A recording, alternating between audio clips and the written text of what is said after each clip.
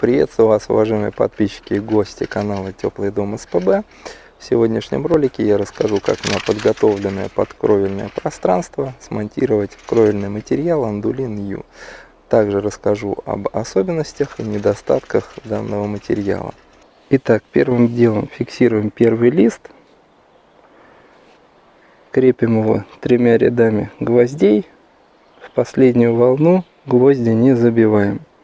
Выпуск в моем случае 6 сантиметров. Так как скат моей кровли составляет 3 метра, то есть мне нужен целый лист 2-метровый, но на самом деле 195, и ровно половинка. Делим его пополам, примерно это 90, да точно 97,5 сантиметров, и пилим его.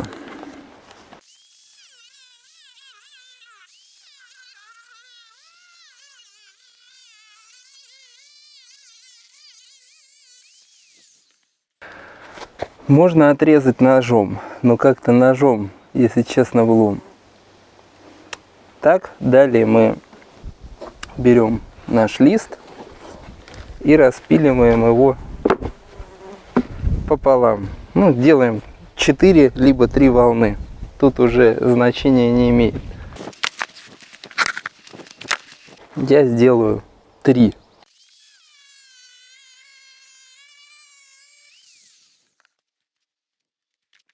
Дальше берем этот лист и идем монтировать на крышу. Итак, значит, фиксируем второй лист, который мы отпилили, соответственно, на 4 гвоздя. Последнюю волну мы гвозди не вбиваем. Гвозди эти андулиновские отвратного качества, приходится от них отрывать вот эти вот брак литья. Не знаю, как вот, ну, хочется просто плюнуть в лицо производителю, ну и именно тому технологу, кто там сидит на этой линии, эти гвозди выпускает. Что касаемо самого материала Andulin, он какие-то листы идут отличного качества, какие-то листы отвратного качества. Кривые, поведенные и так далее. Несмотря что складировались они у меня на идеальной поверхности, но ничего все равно не сделаешь. Но хочу сказать, что это намного лучше, чем металлочерепица, потому что та хрень вообще полная шляпа, так как она, во-первых, толщиной 0,4, нечаянно ногой наступил вот так и все промялось. Второй лист равняем по верхней части. То есть тут специальная линия. Но скажу сразу, она ни хрена не совпадает. Ну, вот все опять криво-косо. Поэтому всегда приходится руководствоваться тем, что измерять, ставить, прибивать сначала вот эту крайнюю точку. То есть вот мы ее берем, поправляем и бьем первый гвоздь. Опять же вот эта шелупа, которая... Привет тем, кто делает эти плохие гвозди.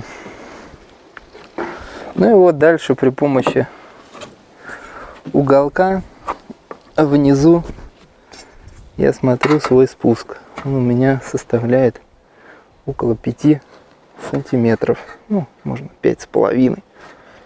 Где-то так. Вот.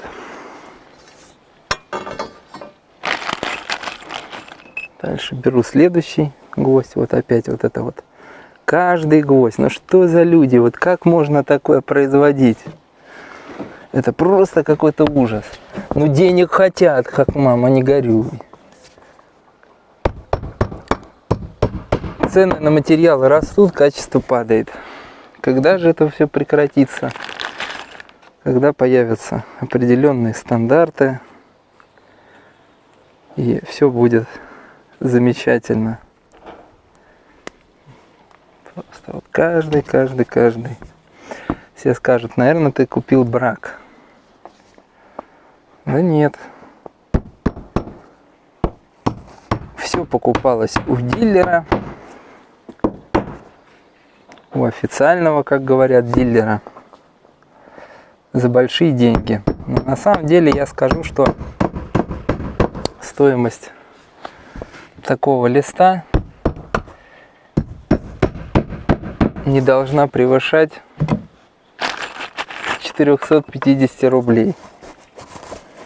Они сейчас хотят за него уже 800.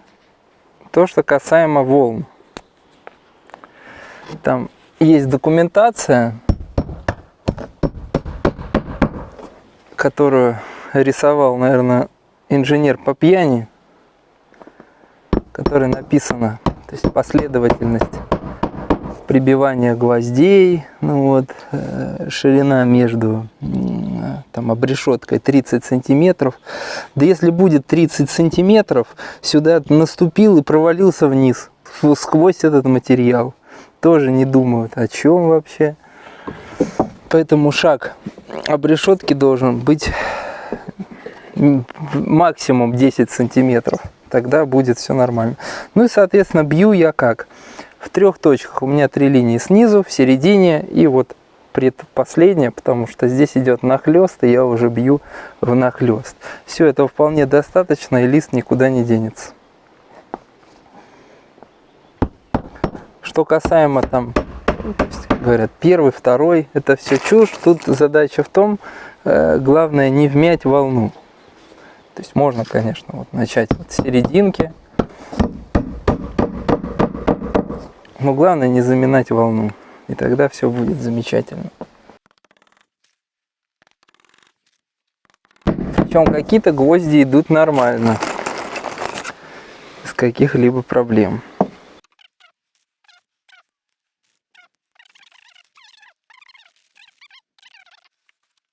Так, а теперь последний ряд.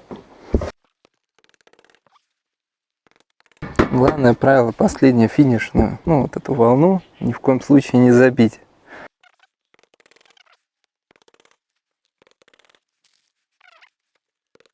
Все, лист закреплен.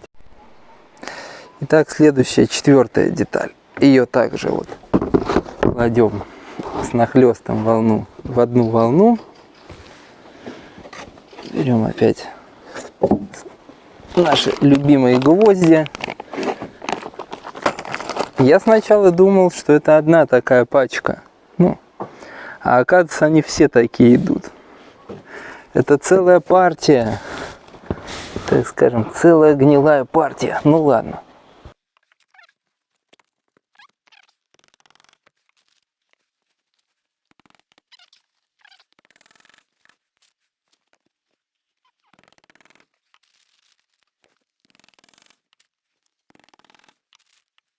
Можно наступать. Как они говорят, сделайте лестницу, положите ее промеж вот этих вот частей, переставляйте эту лестницу. Да пока эту лестницу сделаешь, обалдеешь, если честно сказать. Может еще леса собрать, еще что-нибудь. Говорю, пока леса собираешь, уже крышу можно покрыть в любом раскладе. Вот так вот и делается. Дальше следующий шаг. Мы ставим коньковый элемент. И так и идем. То есть ставим нижний ряд полностью до упора. То есть можно.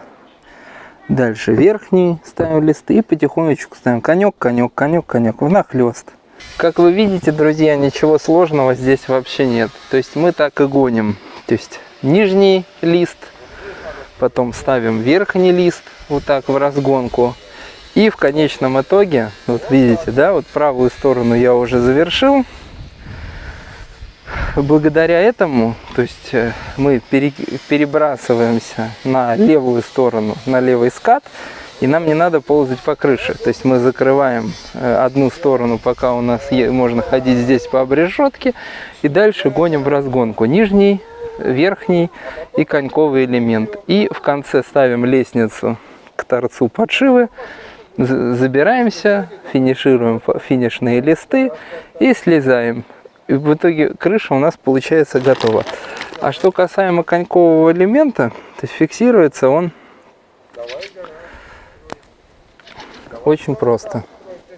То есть делаем нахлест порядка 15 сантиметров друг на друга. Ну, первый ставим вровень, а последующие делаем нахлест, чтобы нахлест был на волне. Дальше берем гвоздь и забиваем его в центр волны.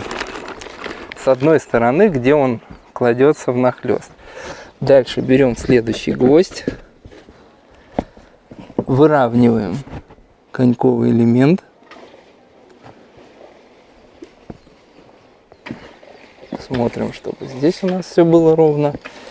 И в предпоследнюю, вот это последняя волна, а мы в предпоследнюю забиваем следующий гвоздь.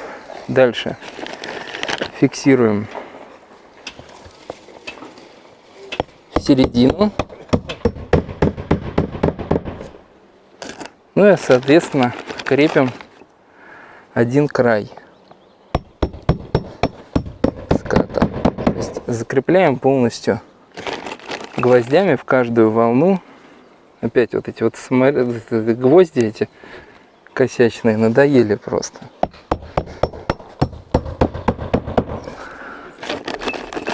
Дай бог, что андулины справятся, либо сбросят цены, ну, чтобы можно было нанять человека, который будет сидеть внизу и, так сказать, отдирать эти гвоздики. Так, все, зафиксировав одну линию.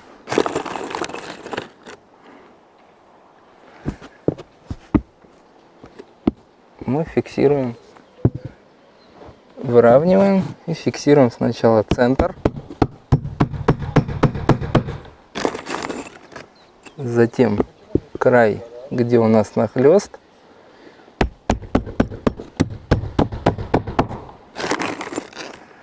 дальше предпоследнюю волну.